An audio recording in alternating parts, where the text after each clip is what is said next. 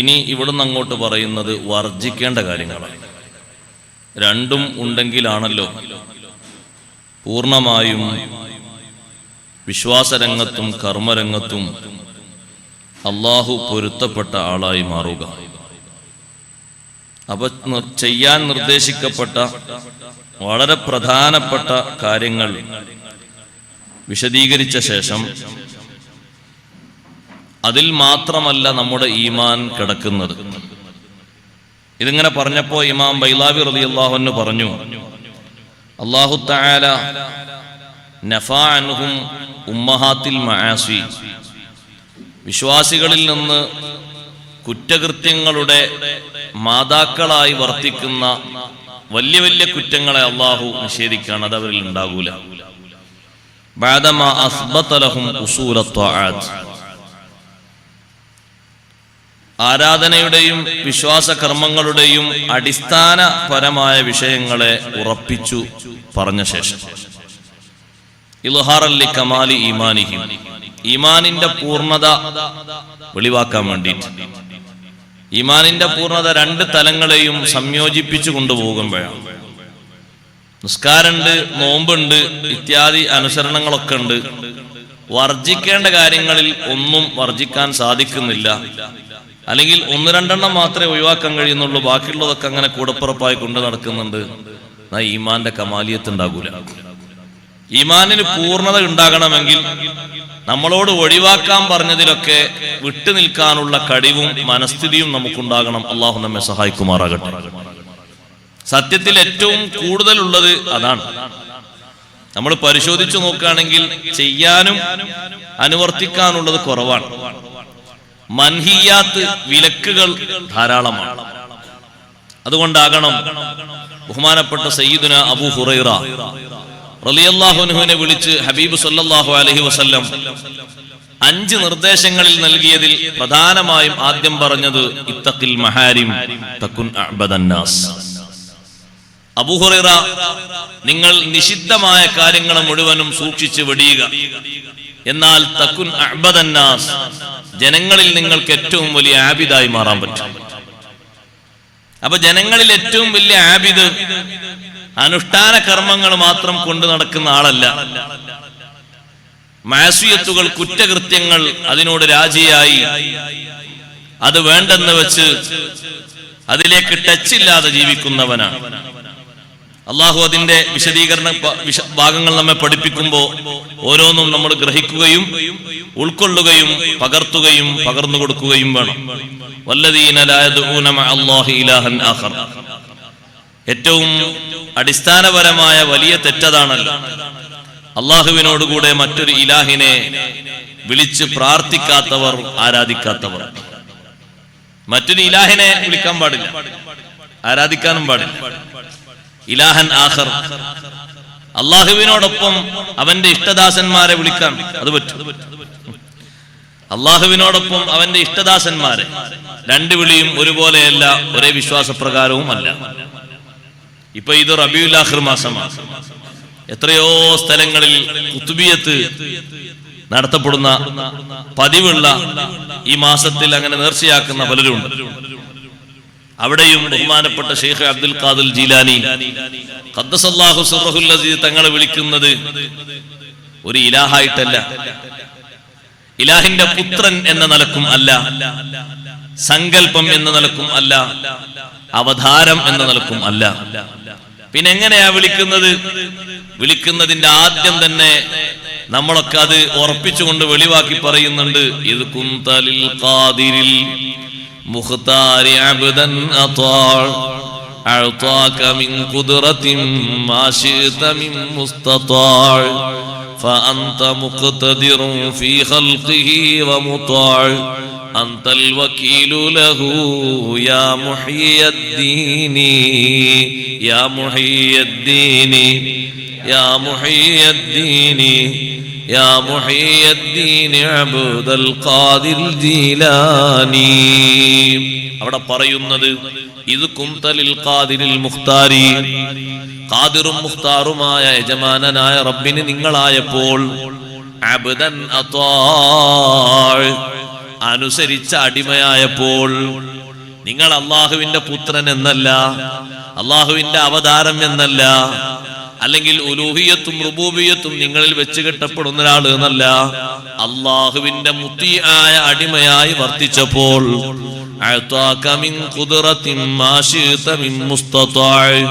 ഒരുപാട് കഴിവുകൾ അള്ളാഹു നിങ്ങൾക്ക് തന്നു, ഒരുപാട് ബഹുമതികൾ അള്ളാഹു നിങ്ങൾക്ക് തന്നു.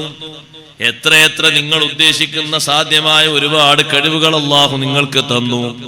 അതേ, എപ്പോഴാണ് അള്ളാഹു അങ്ങനെ നൽകിയെന്ന് കുത്തുബിയത്ത് ചൊല്ലുന്ന ആള് പറയുന്നത്, ഇലാഹായപ്പോൾ തന്നു എന്നല്ല, ദൈവത്തിന്റെ അവതാരമായപ്പോൾ തന്നു എന്നല്ല, സങ്കല്പമായപ്പോൾ തന്നു എന്നല്ല, പുത്രനായപ്പോൾ തന്നു എന്നല്ല, അള്ളാഹുവിനെ അനുസരിച്ച അടിമയായപ്പോൾ.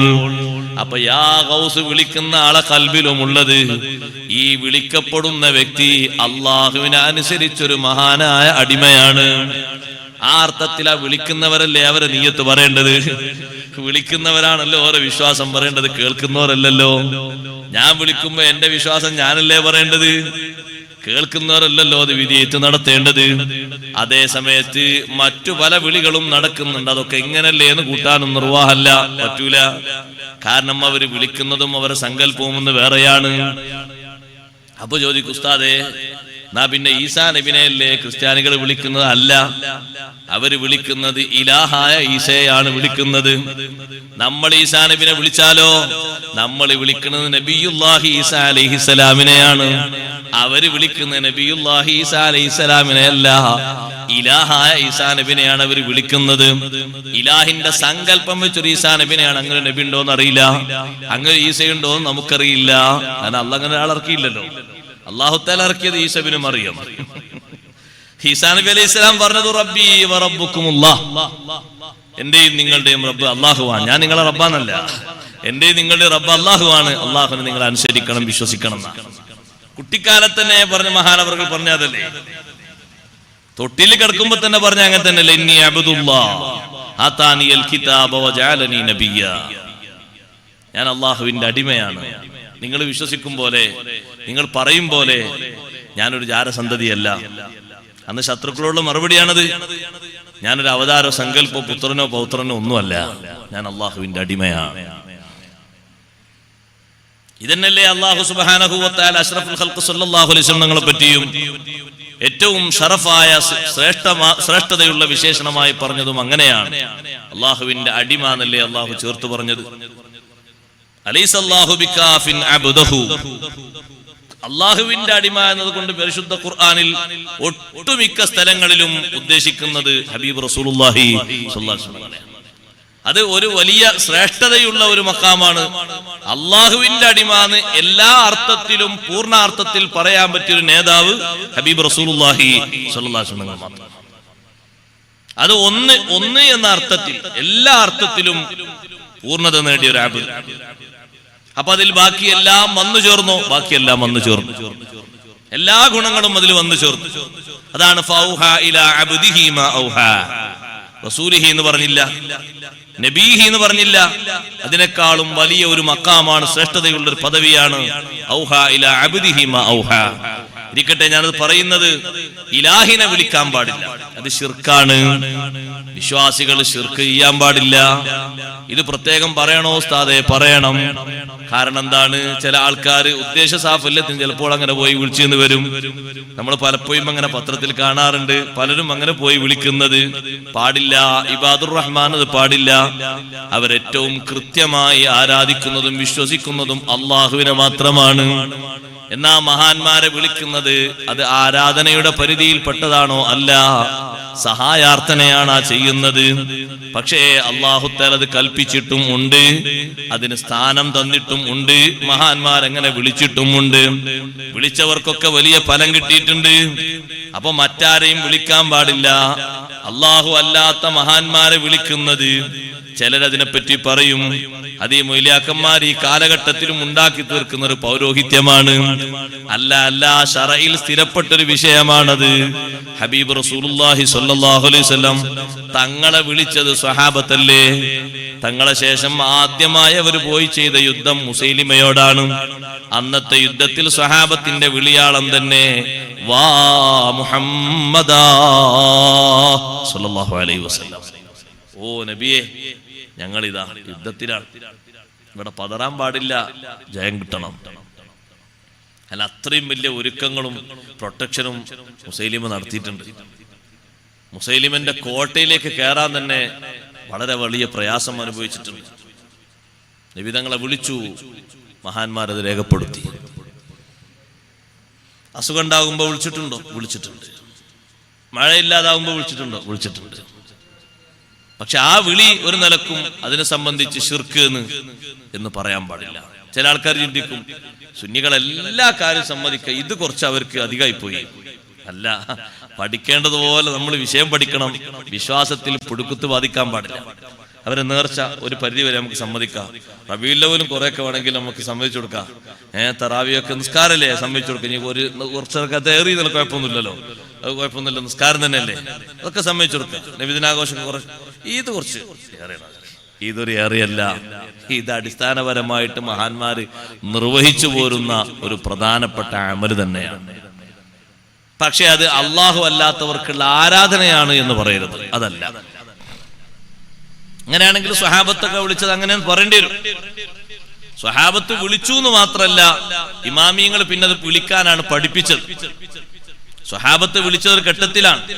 പിന്നെ ആർക്കങ്ങനെ വന്നാലും അങ്ങനെ വിളിക്കണം എന്നല്ലേ ഇമാം നബി റളിയല്ലാഹു അൻഹും ഇമാം ബുഖാരി റളിയല്ലാഹു അൻഹും പഠിപ്പിച്ചത്.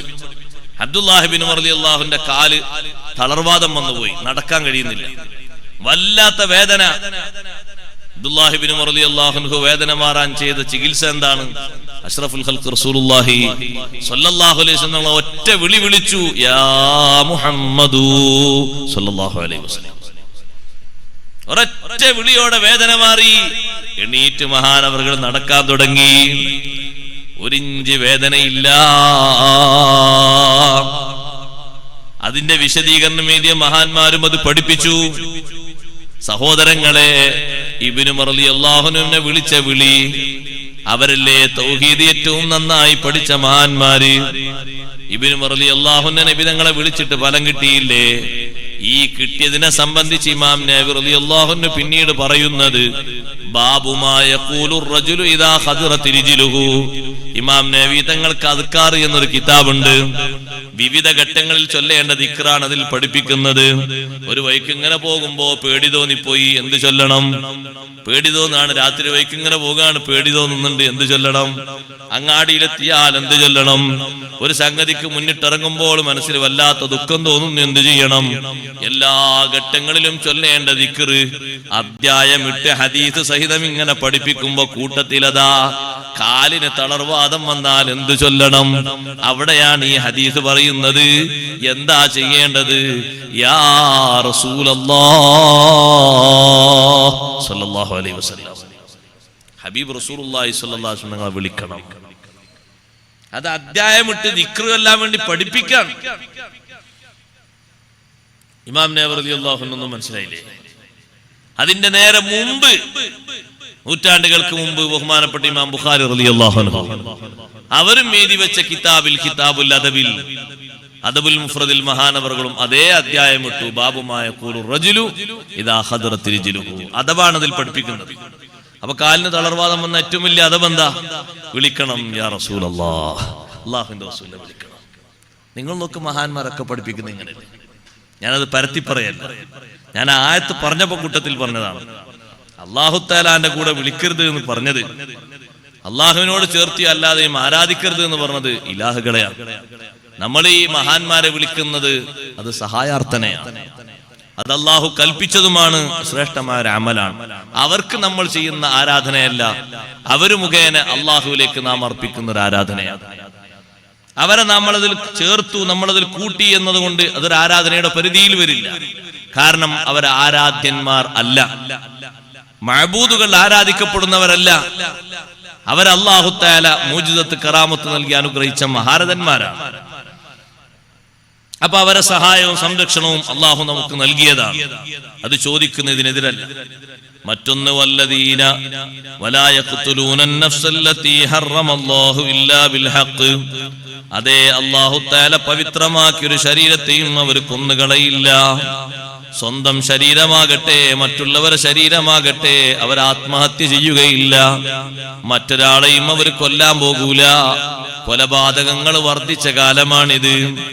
ജനങ്ങൾ കാശും കിട്ടിയാൽ എന്തും ചെയ്യാൻ മടിക്കാത്തൊരു കാലമാണ്. അതേ, നിനക്ക് ഞാനൊരു കോടി തരാം, ഇന്നിയാളെ നീ കൊല്ലണം. പക്ഷേ അള്ളാഹുവിന്റെ അടിമകൾ അവര് കൊല്ലൂല. അള്ളാഹു പവിത്രമാക്കിയ, കൊല്ലൽ ഹറാമാക്കിയ ഒരു ശരീരത്തെ അവർ കൊല്ലൂല. ഇല്ലാ ബിൽ ഹഖി, ന്യായത്തോടുകൂടെ അല്ലാതെ. ന്യായമുണ്ടെങ്കിൽ തന്നെ വ്യക്തികളല്ലത് കൊല്ലുക. അതിനിവിടെ കോടതിയുണ്ട്. കോടതി വിധിക്കും പോലെയാണ് അതിന്റെ ശിക്ഷ വരിക. ഇസ്ലാമിക രാഷ്ട്രത്തിലും വ്യക്തികൾക്ക് അധികാരമില്ലല്ലോ. കോടതി പറയണം, ജഡ്ജി പറയണം, വിധികർത്താവ് പറയണം, തെളിവ് സഹിതം ബോധ്യപ്പെടണം. അവിടെയാണ് ശിക്ഷ നടക്കല്. വ്യക്തികൾക്ക് അങ്ങനെ കൊല്ലാനൊരു പെർമിറ്റ് ഇല്ല. കൊന്നവരെ തിരിച്ചു കൊന്നൂടെ? അല്ല, കൊന്നവരെ തിരിച്ചു കൊല്ലുന്നതിനേക്കാൾ വ്യക്തികളോട് പഠിപ്പിച്ചത് മാപ്പ് കൊടുക്കാനാണ്, പുറത്തു കൊടുക്കാനാണ് അല്ലാഹു തആല പഠിപ്പിച്ചത്. ഏതായാലും അയാളിൽ നിന്നൊരു അപാകത സംഭവിച്ചില്ലേ, ഇനി അയാൾക്കൊരു ജീവിതം വേണമെങ്കിൽ കൊടുക്കാം. നിങ്ങൾ അയാൾക്കങ്ങ് മാപ്പ് കൊടുത്തിട്ട് അയാളങ്ങ് നന്നാക്കിയാൽ അത് കാരണം അയാൾ നന്നാവുകയും നിങ്ങളെ മനസ്സിൽ അഫു ഉണ്ടാവുകയും ചെയ്താൽ അല്ലാഹു തആല കൂലി തരുമെന്ന് ഉറപ്പാണ്. വിശുദ്ധ ഖുർആനിൽ ആ വിഷയം അല്ലാഹു തആല പഠിപ്പിച്ചിട്ടുണ്ട്. അതേ, മാപ്പ് കൊടുത്തിട്ട് അയാളെ രക്ഷപ്പെടുത്തുക. സത്യത്തിൽ അവകാശപരമായി നോക്കുമ്പോ ഹക്കായിട്ട് കൊല്ലപ്പെടേണ്ട ആളാണെങ്കിലും സഹോദരങ്ങളെ വിട്ടുവീഴ്ച കൊടുത്തുകൊണ്ട് അയാളെ നന്നാക്കുക എന്നൊരു ശൈലിയുണ്ട്. പ്രതിരോധം എന്ന അർത്ഥത്തിൽ ഇസ്ലാം ശിക്ഷാ നടപടികൾ വെച്ചിട്ടുണ്ട്. ആത്മഹത്യയും ചെയ്യാൻ പാടില്ല. സ്വന്തം ശരീരത്തിനും അല്ലാഹു പവിത്രത തന്നിട്ടുണ്ട്. ആത്മഹത്യയിലേക്ക് പോകരുത്. വലാ തഖ്തുലൂ അൻഫുസകും, നിങ്ങളുടെ ശരീരത്തെ നിങ്ങൾ കൊന്നുകളയരുത്. ബിൽ ബഖി, ആത്മഹത്യ ചെയ്തുകൊണ്ട്. അവിടെ ആത്മഹത്യ നമ്മുടെ നാട്ടിൽ കുറച്ച് കൂടുതലുണ്ട് എന്ന് പണ്ട് കാലത്തെ ഇമാമിങ്ങൾക്ക് അറിയാൻ തോന്നുന്നുണ്ട്, ഇന്ത്യ രാജ്യത്തെ. കാരണം ബൈലാവി ഇമാമിന്റെ തഫ്സീറിൽ അങ്ങനെ തന്നെ ഉണ്ട്, കമാ തഫ്അലുഹു ജഹ്ലത്തുൽ ഹിന്ദീൻ. ഞാൻ എന്റെ വക വായിച്ചല്ല, തഫ്സീറാ വായിക്കുന്നത്. വലാ തഖ്തുലൂ അൻഫുസകും എന്ന ആയത്തിന്റെ തഫ്സീറിൽ ബൈലാവി ഇമാം ഇതാണ്, നിങ്ങൾ സ്വന്തം ശരീരത്തെ കൊന്നുകളയരുത്. ബിൽ ബഖി, ആത്മാഹുതി ചെയ്തുകൊണ്ട്. ഏതുപോലെ? കമാ തഫ്അലുഹു ജഹ്ലത്തുൽ ഹിന്ദി, ഇന്ത്യയിലെ വിവരം കുറഞ്ഞ ആൾക്കാർ ചെയ്യും പോലെ. അതൊരു പരിഹാരം അല്ല. അപ്പൊ ബൈലാവി ഇമാം റളിയല്ലാഹു അൻഹു കിതാബ് എഴുതുന്ന അന്നേ ഈ സ്വഭാവം പലരുന്നായിട്ട് കേട്ട് പ്രസിദ്ധമായിട്ടുണ്ട്. ഒരു ടെൻഷൻ വരുമ്പോഴേക്ക് അതിനുള്ള പരിഹാരം അല്ല അങ്ങനെ മരിക്കുക എന്നുള്ളത്. അത് വലിയ ശിക്ഷയിലേക്കാണ് എത്തിച്ചേരുക. അല്ലെങ്കിൽ നേരെ മരിക്കുന്നില്ലെങ്കിൽ, ആത്മഹത്യ ചെയ്യുന്നില്ലെങ്കിൽ ഏതെങ്കിലും ഒരു നാശത്തിലേക്ക് ശരീരം കൊണ്ടുപോയിട്ടേക്കുക. അല്പം മരുന്ന് വിഷം കുടിക്കുക, അല്ലെങ്കിൽ അല്പം ശരീരത്തിന്റെ ഭാഗങ്ങൾ എവിടെങ്കിലൊക്കെ കത്തിക്കുക, അല്ലെങ്കിൽ കത്തിയെടുത്തിട്ട് എവിടെങ്കിലൊക്കെ ഒന്ന് മുറിയാക്കുക. ഇങ്ങനൊക്കെ ഉണ്ടല്ലോ ചെയ്യുന്നത്. ഇതും ശരീരത്തോട് ചെയ്യുന്ന ക്രൂരതയാണ്, ചെയ്യാൻ പാടില്ല. വിശ്വാസികൾ സ്വന്തം ശരീരത്തെയും മറ്റുള്ളവരുടെ ശരീരത്തെയും മാനിക്കുന്നവരാണ്. വലാ യസ്നൂൻ, അവര് സിന ചെയ്യുന്നവരും അല്ല. വേശ്യാവൃത്തിയും എത്രയാണ് പെരുകി വരുന്നത്. സഹോദരങ്ങളെ, ലൈസൻസ് നമുക്കതിന് ഹലാലായ മാർഗം അല്ല. ആരെങ്ങനെ ഉത്തരവിട്ടാലും ശറഇന്റെ ഉത്തരവിനെ മറികടക്കുന്ന ഒരു ഉത്തരവ് മുസ്ലിമിനില്ല. എപ്പോഴും നമ്മൾ ശ്രദ്ധിക്കേണ്ട, സൂക്ഷിക്കേണ്ട മാർഗമാണത്. അത് അടിസ്ഥാനപ്പെടുത്തിയാ ചെയ്തത് എന്ന് പറയാൻ നമുക്ക് ന്യായം ഇല്ല. ഇങ്ങനൊരു വിധി വന്നിട്ടുണ്ടല്ലോ, ആ വിധി അനുസരിച്ചുകൊണ്ടാ ഞാൻ ചെയ്തത്. അതുകൊണ്ട് അല്ലാഹു തആലയും ആ വിധി കേൾക്കുന്നവനല്ലേ, അല്ലാഹ് എന്നെ ശിക്ഷിക്കൂലല്ലോ എന്ന് കരുതി പോകരുത്. അല്ലാഹു തആലാന്റെ നിയമങ്ങൾക്ക് മുസ്ലിമായ മനുഷ്യൻ എപ്പോഴും സ്വീകാര്യത കൊടുക്കുകയും അതിന് സൗന്ദര്യം നൽകുകയും വേണം. അല്ലാഹുവിന്റെ അടിമകൾ വലാ യസ്നൂൻ, അവരൊരിക്കലും വ്യഭിചരിക്കൂല. ഇപ്പോ തെറ്റ് കൂമ്പാരങ്ങളുടെ, കുറ്റങ്ങളുടെ വലിയ വലിയ തരങ്ങളാണ് എണ്ണിയത്. നോക്ക് നിങ്ങൾ, ഇതിലൊരു തർത്തീബുണ്ട്, ഇതിലൊരു സൗന്ദര്യമുണ്ട്. എണ്ണിയതില് ഏറ്റവും വലിയ കബീറത്തായ ശിർക്കാണ് ആദ്യം എണ്ണിയത്. അതിനുശേഷം കണ്ടില്ലേ എണ്ണിയത് ഖത്ലുൻ നഫ്സാണ്, കൊലപാതകം. ശേഷം എണ്ണിയത് കണ്ടില്ലേ സിനയാണ്. ഫിഖ്ഹിന്റെ കിതാബ് മറിച്ചു നോക്കിയാലും നമുക്ക് ഇങ്ങനെ തന്നെ തർത്തീബ് കാണാം. ഇത് വളരെ ഗൗരവമേറിയ സംഗതിയാണ്.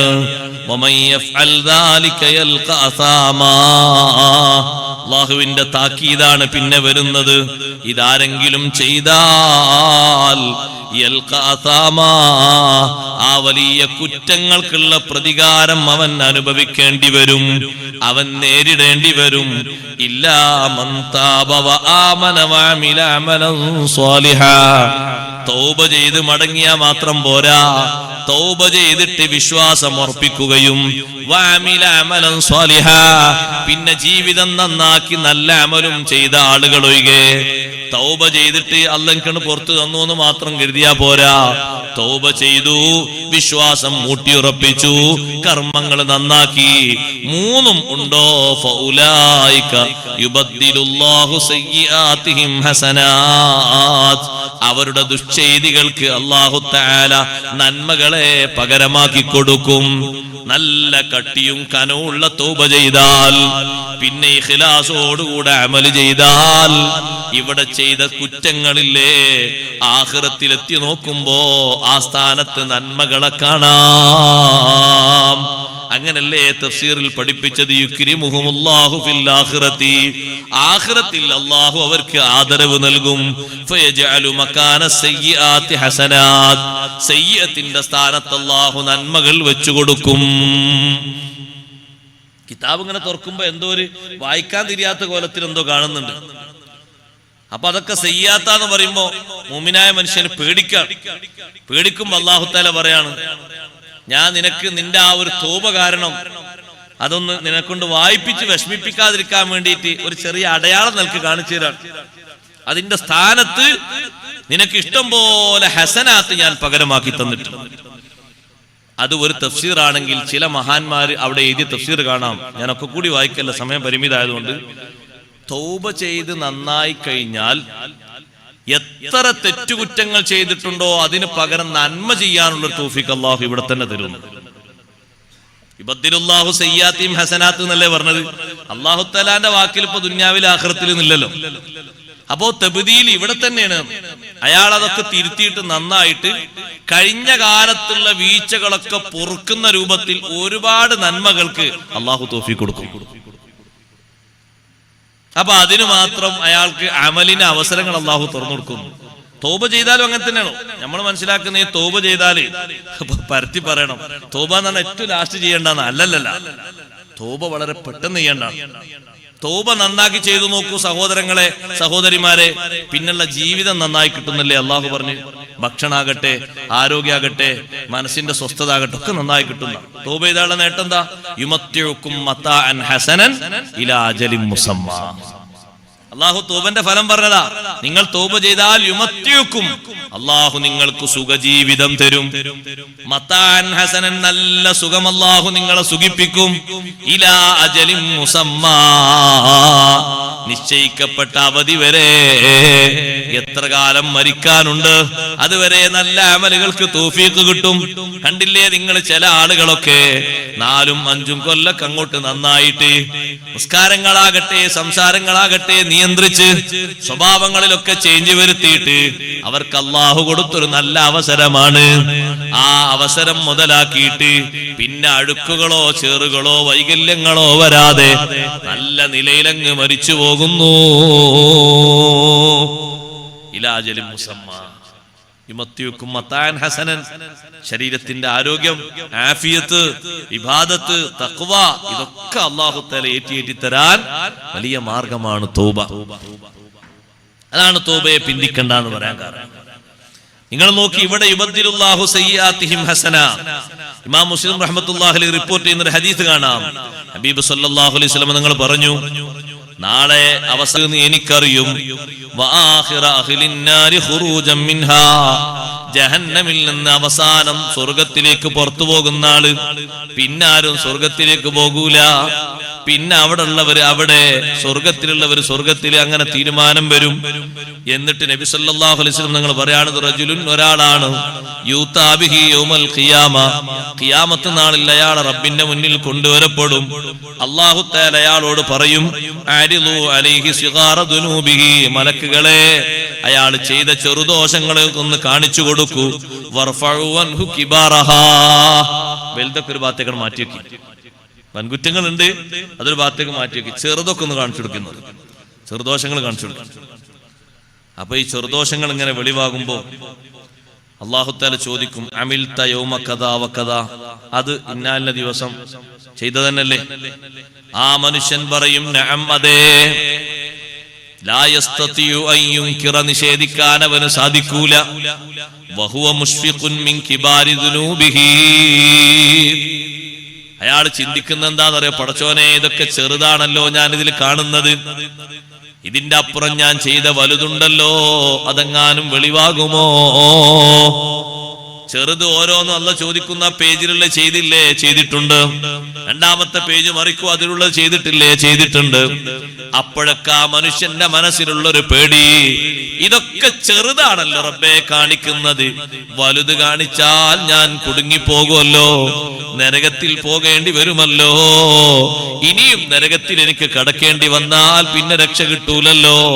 സ്വർഗത്തിലേക്ക് അയാളെ കൊണ്ടുപോകാൻ വേണ്ടി നിൽക്കുമ്പോ അള്ളാഹു ചെയ്ത അനുഗ്രഹങ്ങൾ അല്ല കാണിച്ചു കൊടുക്കാണ്.